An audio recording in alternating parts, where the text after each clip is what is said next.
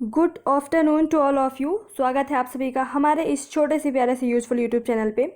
कल था मेरा एग्ज़ाम और मेरे मार्क्स आए हैं, सबको मैंने बता ही दिया है। 130 मार्क्स आए हैं और पता है इसमें दो चीज़ें देखने को मिलेंगी। जैसे कि मैं भी जब किसी का एनालिसिस देखती थी और सामने वाला बंदा या बंदी कोई भी जब बताता था कि मेरे 130 आए हैं, 140 आए हैं, 120 आए हैं, तो मेरे को लगता था इनके इतने आए हैं, मैं 150 प्लस लाऊंगी। मतलब ऐसी मेरे को फीलिंग आती थी कि मैं इतना मेहनत कर रही हूँ, मैं इतना हार्डवर्क कर रही हूँ और मेरे मॉक टेस्ट में अच्छे खासे नंबर आ रहे हैं, तो मैं डेफिनेटली 150 प्लस लेके आऊँगी। और मैंने 100% दिया भी, जैसा कि मैंने बताया।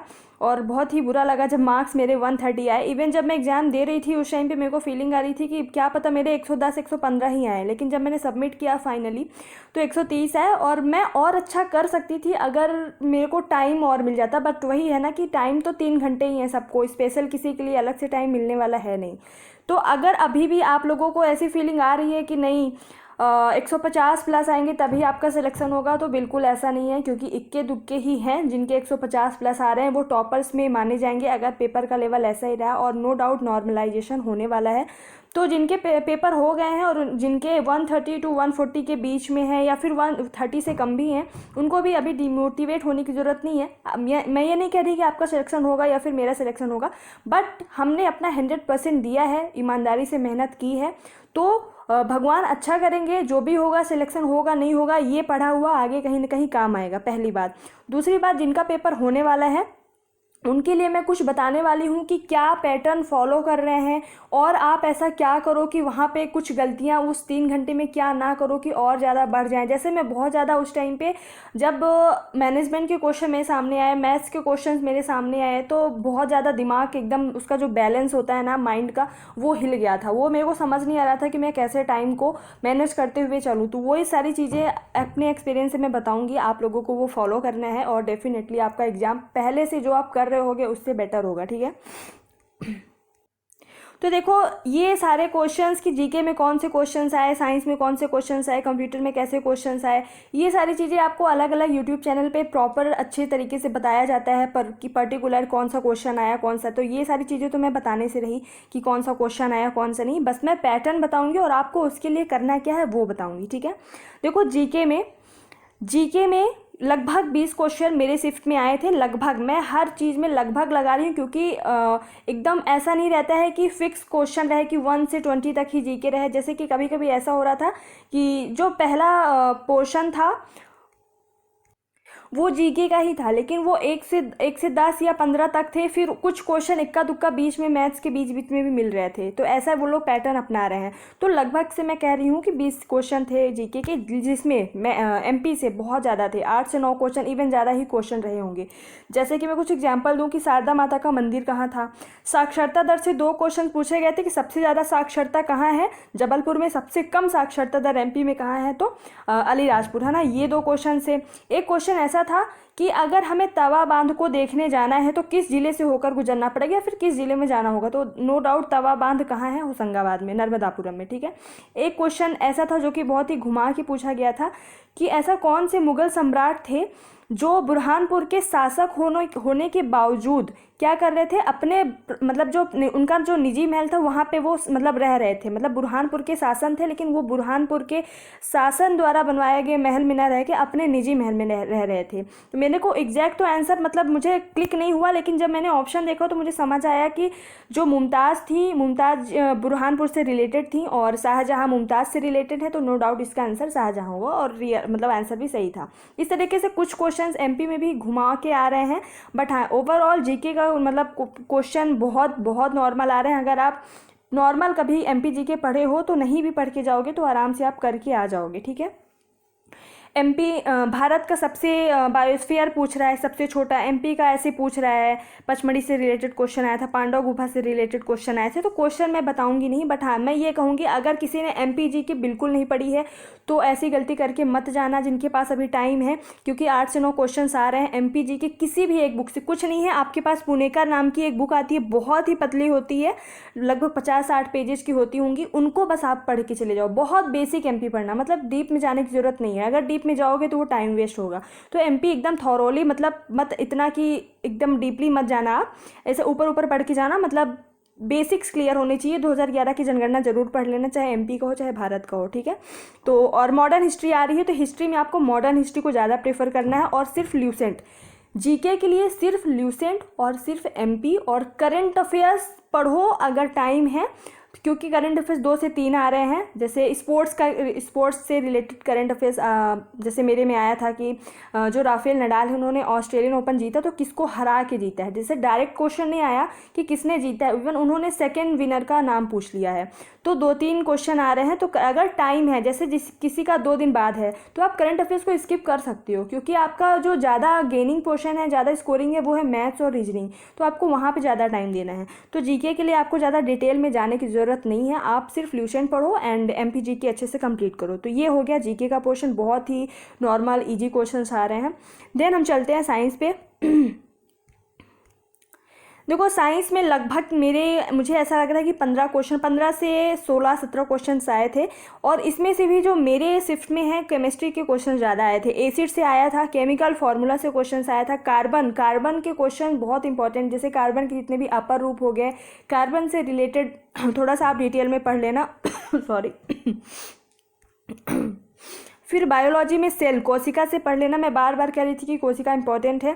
बीमारी से पढ़ लेना, विटामिन से पढ़ लेना, मेरे शिफ्ट में विटामिन सी से आया था क्वेश्चन। फिजिक्स में जैसे विद्युत धारा से, फिजिक्स में एक क्वेश्चन घुमा के आया था, जैसे कि देखो फिजिक्स में क्वेश्चन क्या आया था पता है, कई क्वेश्चंस ऐसे होते हैं कि घुमा के पूछते हैं, और बच्चे यहाँ पे बाहर आके जो डिलीवर करते हैं अपना नॉलेज, वो कुछ अलग से क्वेश्चंस को घुमा के बोल देते हैं, और वो क्वेश्चन आप लोगों के पास जो रिव्यू के द्वारा पहुँचता है वो गलत पहुँचता है।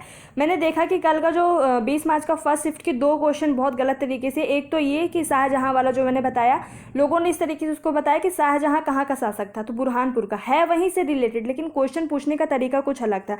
और एक क्वेश्चन ये था कि पूछा था कि कूलाम यानी कि आवेश का मतलब मात्रक क्या होता है, तो आवेश का मात्रक, इसका एक फॉर्मूला होता है I = यानी कि जो विद्युत धारा है बराबर कूलाम पर सेकेंड, मतलब कि Q/T होता है, ये सेकेंड का हो गया मात्रक, ये कूलाम यानी आवेश।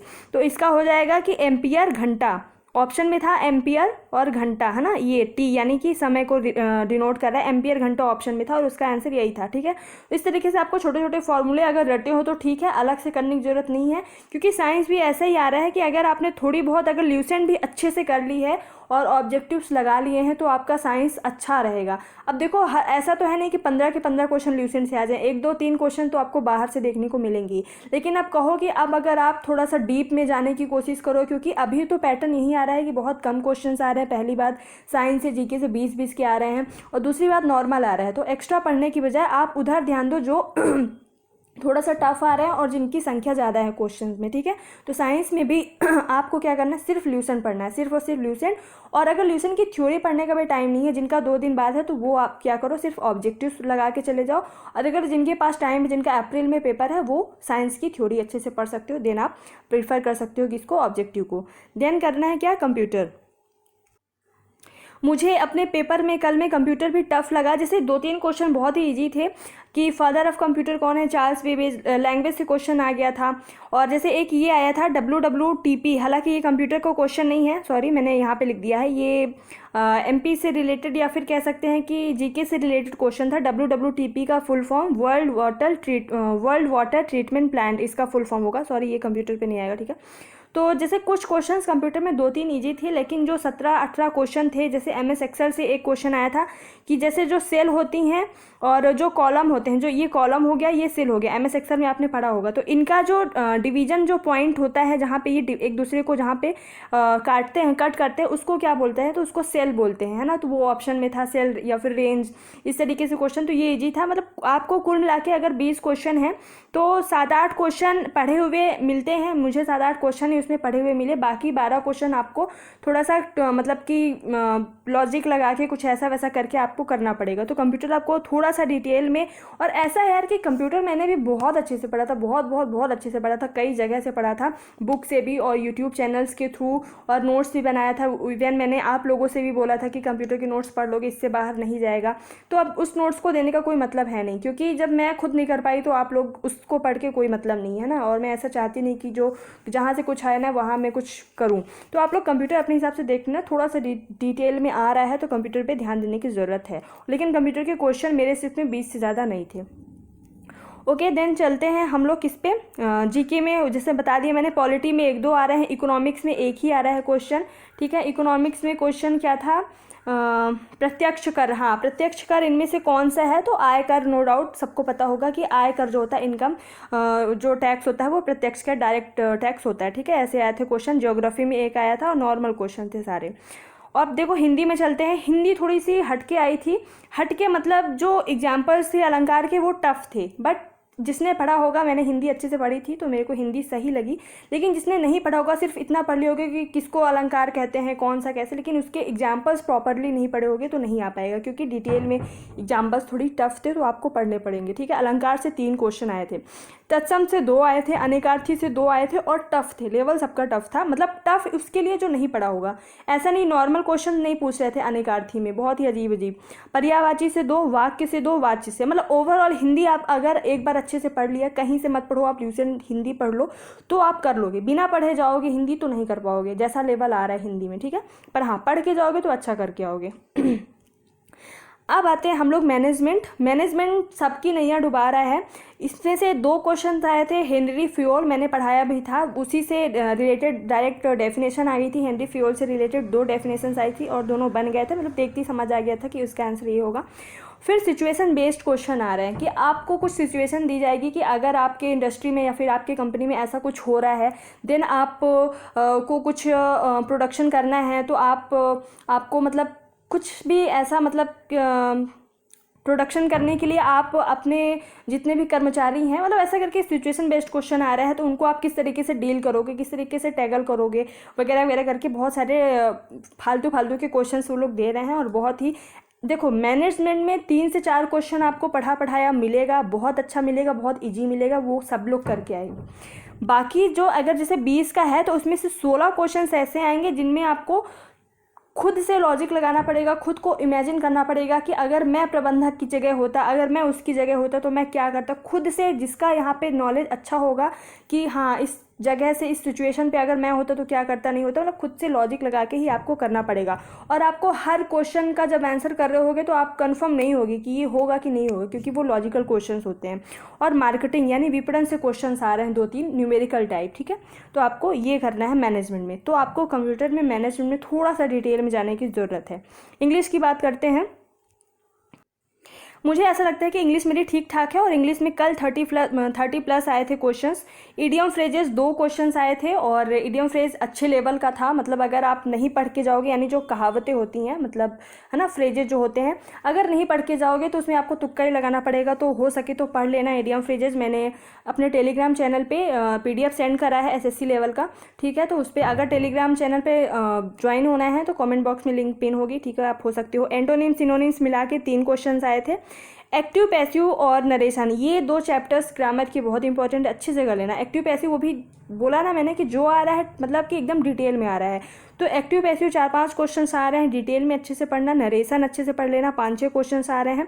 और पैराजंबल के 2 से 3 क्वेश्चन आ रहे हैं, यानी कि आपको 4 सेंटेंसेस दिए रहेंगे, उसको आपको पैराजंबल में मतलब अच्छे से जमाना है कि कौन सा पहले आएगा, देन सेकंड, थर्ड, फोर्थ। ठीक है, कंजक्शन से 1 से 2 क्वेश्चन आ रहे हैं, आर्टिकल से 2 आ रहे हैं, प्रीपोजिशन से 2 आ रहे हैं।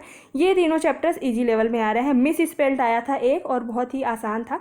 तो ये रहा इंग्लिश का। आपको नरेशन और एक्टिव पैसिव पे बहुत ध्यान देना है। ठीक है, किसमें नरेशन और एक्टिव। अगर इंग्लिश किसी ने कुछ नहीं पढ़ा है, 2 दिन बाद एग्जाम है, उनको सिर्फ क्या करना है, एक्टिव पैसिव पढ़ लो, नरेशन पढ़ लो, और पैराजंबल तो वो अपने हिसाब से ही कर पाओगे, अभी पढ़ने को कोई मतलब ही नहीं है। और हो सके तो ये 3 जैसे कंजक्शन हो गया, आर्टिकल, प्रीपोजिशन के नॉर्मल आप रूल्स पढ़ लो। और जिनका भी टाइम है अप्रैल में है, तो उनको मतलब कोई भी चीज़ें छोड़नी नहीं है। लास्ट में मैं बताऊंगी ओवरऑल करना क्या है। ठीक है, तो आप लोग बने रहें पूरा, पहले एक बार देख लें एनालिसिस कल के आधार पे। अब देखो मैथ्स और रीजनिंग में कल का क्या था। मैथ्स और रीजनिंग में लगभग मैं बता रही हूँ, मैं फिर से लगभग है 40 क्वेश्चन अप्रॉक्स मैथ्स में आए थे एंड 30 क्वेश्चन अप्रॉक्स रीजनिंग में आया था। तो 40 क्वेश्चंस में अरिथमेटिक का पोर्शन ज़्यादा लगा मेरे को, एंड एडवांस के चैप्टर्स मतलब क्वेश्चन थोड़े कम लगे। अरिथमेटिक की बात करें तो प्रॉफिट एंड लॉस से आ रहे हैं, परसेंटेज से आ रहे हैं, रेशियो से आ रहा है, एवरेज से आ रहा है। ठीक है, और अगर एडवांस की बात करें तो मेंसुरेशन से आ रहा है, ठीक है। और इससे हाँ पाई चार्ट वगैरह अलग से बात करें तो पाई चार्ट हो गया, ग्राफ हो गया। मीन मीडियन मोड बिल्कुल नहीं, एक भी क्वेश्चन नहीं आया है, लेकिन कोई गारंटी नहीं है कि आने वाले दिनों में मीन मीडियन मोड से क्वेश्चन ना आए, ठीक है, क्योंकि फर्स्ट और सेकेंड ही मीन मीडियन मोड के क्वेश्चन देखने को मिले थे।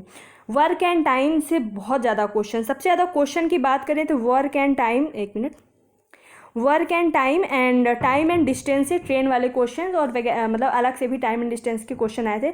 बोट वाला क्वेश्चन नहीं आया था, धारा नाव वाला बिल्कुल क्वेश्चन नहीं आया था। तो time and work and time and distance, ये दो चैप्टर्स अभी मतलब एक फोकस बना हुआ है पटवारी का। इन दो क्वेश्चन से हर शिफ्ट में हर दिन पे क्वेश्चन आ रहे हैं। तो आपको अगर मैथ्स कुछ भी नहीं पढ़ा है तो कम से कम इन दो चैप्टर्स को आपको अच्छे से पढ़ना है। साथ में मेंसुरेशन फार्मूला बेस्ड क्वेश्चन आ रहे हैं, उनको पढ़ना है। जैसे कि 3 छोटे छोटे घन हैं यानी कि क्यूब हैं, उनको पिघला के एक नया घन बनाया गया है, तो नए घन का आयतन क्या होगा, ऐसे मतलब बहुत नॉर्मल क्वेश्चंस आ रहे थे। और देखो मैथ्स का लेवल इतना टफ नहीं है। अगर जैसे 40 क्वेश्चंस आ रहे हैं, 40 क्वेश्चंस आ रहे हैं तो इसमें से 10 क्वेश्चन बहुत हार्ड मतलब एकदम अलग ही लेवल का हार्ड, और 30 क्वेश्चंस आ रहे हैं जो मॉडरेट टू इजी हैं। और इनमें से भी 10 मतलब क्वेश्चन ऐसे आते हैं जो सिंप्लीफिकेशन और मतलब जो बहुत इजी है, तो जो मतलब हर कोई कर लेगा। 20 क्वेश्चन थे मॉडरेट टू इजी, 10 एकदम इजी और 10 एकदम हार्ड। प्रॉब्लम ये थी कि बहुत लेंदी आ रहे हैं, बहुत कैलकुलेटिव आ रहे हैं, और अपन को 3 घंटे में इन 40 के अलावा बाकी अदर पोर्शन को भी करना है। ऐसा तो है नहीं कि 3 घंटे केवल मैथ्स को देना है ना, क्योंकि जब हम पेपर में बैठते हैं तो ऐसा नहीं सोचते कि हम सिर्फ 5 मिनट में हिंदी को निपटा दें या फिर सिर्फ 5 मिनट में जीको को निपटा दें, क्योंकि सोचना पड़ता है कि कहीं गलत ना हो जाए, कहीं ऐसे ही जल्दी जल्दी करो तो गलत ना हो जाए। तो हर एक पोर्शन को हमें टाइम देना रहता है। तो इसलिए मैथ्स के जो क्वेश्चंस कैलकुलेटिव आ रहे हैं प्लस 25 एग्जैक्ट, मतलब जब इन्होंने पोर्शन डिसाइड किया कि 25 ही आने चाहिए थे, बट इन्होंने दे दिया भैया 40 क्वेश्चन। अब इंसान तो यहाँ पे 25 क्वेश्चन प्रैक्टिस करके गया है, वहाँ पे आ रहे हैं 40 क्वेश्चन, तो नो डाउट वहाँ पे टाइम कम पड़ जाता है। और दूसरी बात हेजिटेशन, मतलब अपने आप को बहुत ज़्यादा वहाँ पे आप ऐसा पाओगे रेस्टलेस फील करोगे, मतलब बहुत बेचैनी होती है वहाँ पे। मतलब मैं भी जब कल दे रही थी पेपर और मेरा जब 1 घंटे कंप्लीट हो गए थे, बचे थे 2 घंटे, तो मेरे को ऐसा लग रहा था कि मेरा पेपर छूटने लगेगा। जब 1 घंटे बचे तब तो और ज़्यादा हड़बड़ाहट हो गई, मतलब बहुत ज़्यादा जल्दी जल्दी में सब कुछ हौच पौच हो गया सर। इस वजह से भी मेरे नंबर कम हो गए, 130 पे ही अटक गई है ना। एक बात और कि देखो रफ के जो पेजेस दिए जाते हैं, एक बात और मैं बताना चाहूँगी, वहाँ पे 3 घंटे में पहला पेज आपको मिलेगा पहली बार में, एक पेज आपने दोनों साइड आपने पूरा रफ कर लिया। जब दूसरी बात ये कि जब आपको सेकंड पेज चाहिए होता है तो उस पहले पेज को दे दिए जाते हैं। तो आप जब पहला पेज का मतलब कोई ऐसा क्वेश्चन मत करना कि आधा क्वेश्चन इस पेज पे करो और दूसरा क्वेश्चन आपने सोचा कि उसका आधा पोर्शन दूसरे पेज में करो, तो ऐसा मत करना। उस क्वेश्चन को यहीं पे कंप्लीट करना, क्योंकि वो वाला पेज जो है, मैं इसलिए बता रही हूँ क्योंकि ऐसा बहुत लोगों को नहीं पता है, ले लिया जाता है दूसरे पेज पर आपको नया क्वेश्चन से स्टार्ट करना होता है, पहला पेज आपके पास नहीं रहेगा। और मैंने कल जब दोनों पेज यूज कर लिए थे लास्ट में, और मेरे को 3rd पेज चाहिए था क्योंकि पेज कम पड़ गया था 2 पेज में, तो मैंने मैम से बोला कि मैम मेरे को एक और सप्लीमेंट्री चाहिए। तो उन्होंने बोला कि आपको बस 2 ही पेज मैक्सिमम अलाउ है और बस 2 पेज आपको दे दिए गए हैं, तो 3rd पेज नहीं मिलेगा। तो भैया ऐसा भी हो रहा है। फिर मैंने किया क्या कि एडमिट कार्ड का हाफ पोर्शन तो वहीं पे कट करके, जो नीचे थंब और सिग्नेचर वाला पोर्शन है वो तो वहीं पे ले लिया जाता है, हाफ पोर्शन हमारे पास रहता है। तो मैंने एडमिट कार्ड का जो पीछे वाला जो ब्लैंक पेज होता है वहाँ पर मैंने कुछ क्वेश्चन वहाँ पर सॉल्व किए थे। तो आप लोगों को मैं आइडिया भी दे रही हूँ, अगर आपको पेजेस कम पड़ जाए तो एडमिट कार्ड का पीछे वाला पोर्शन जो हमारे पास रहता है उस पर आप यूज कर सकते हो, और थोड़ा सा अच्छे से करना कि 2 पेज में हो जाए, ठीक है। अब देखो मैथ्स जिनकी बहुत कमज़ोर है, जिनकी बहुत ज़्यादा कमज़ोर है, वो सबसे पहले तो उन पे फोकस करो जो बहुत ज़्यादा आ रहे हैं। वर्क एंड टाइम वाले क्वेश्चंस आप मतलब बार बार लगाओ, कम से कम 2 घंटे 3 घंटे मैथ्स को डेली देना है, ठीक है।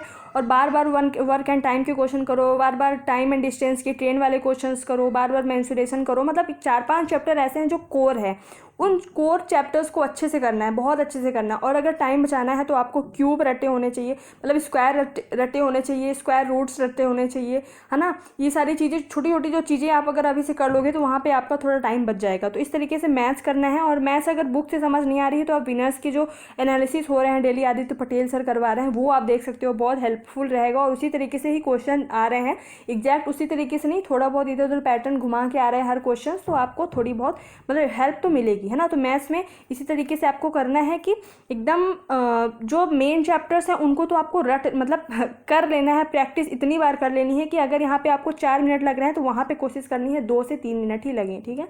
इस तरीके से मैथ्स करना है। रही बात मैथ्स रीजनिंग की, तो रीजनिंग में भी पता है लगभग 22-23 क्वेश्चन एकदम आसान आ रही है, सब लोग कर ले जाओगे, लेकिन 7 से 8 क्वेश्चन थोड़ी से लेंदी आ रहे हैं, प्लस थोड़ा सा घुमा के आ रहा है, मतलब थोड़ा सा घुमा के आ रहा है रीजनिंग में भी, लेकिन 22 से 23 क्वेश्चन आप आराम से कर लोगे।